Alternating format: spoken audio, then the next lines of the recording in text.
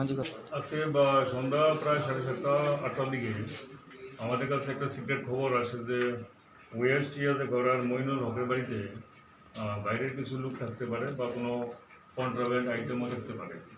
তো অ্যাকর্ডিংলি কৈলাস শহর উইমেন এবং ইরানি থানার অফিসার মিলে জয়েন্টলি ওনার বাড়িতে রেড করা হয়।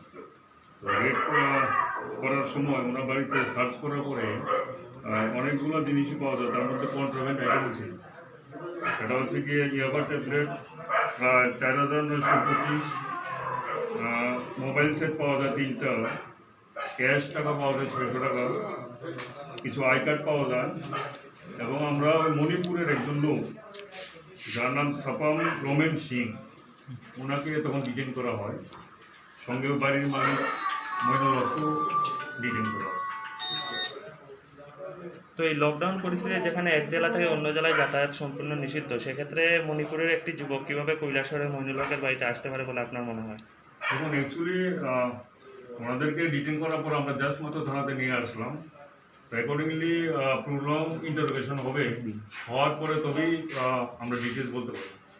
600 টাকা যে উদ্ধার হয়েছে সেটা কি ইন্ডিয়ান কারেন্সি না বাংলাদেশের কারেন্সি? না, সেটা ইন্ডিয়ান কারেন্সি, একটা 500 টাকার নোট, একটা 100 টাকার নোট। যে ইয়াবা ট্যাবলেট পেয়েছেন মানে কত টাকা বাজার মূল্য হবে? আর 4,925টা ইয়াবা ট্যাবলেটের বাজার মূল্য যদি আমরা 100 টাকা করে ধরি তাহলে অ্যাবাউট ধরুন 5 লাখের মতো হবে। তো এভাবে নেশাজাতীয় সামগ্রী নিয়ে মণিপুরের যুবক যদি কৈলাসহরে আসতে পারে, সেক্ষেত্রে যে পুলিশের যে নাকা চেকিং বা পুলিশ প্রশাসনের যে ভূমিকা সে নিয়ে আপনি কী বলবেন? দেখুন, একটা বিষয় হচ্ছে যে এখন আমরা তো আগেও বললাম যে এখন ওনাকে ডিটেইন করলাম মাত্র, আমাদের ইন্টারোগেশন পড়াটা বাকি রয়েছে। তার মধ্যে হচ্ছে কি উনি কি আগে এখানে এসেছিল কিনা সেটাও দেখতে হবে। তো যতক্ষণ আমরা ইন্টারোগেশন না করছি আমরা ডিটেলস বলতে পারবো না, বলাটা মুশকিল হয়।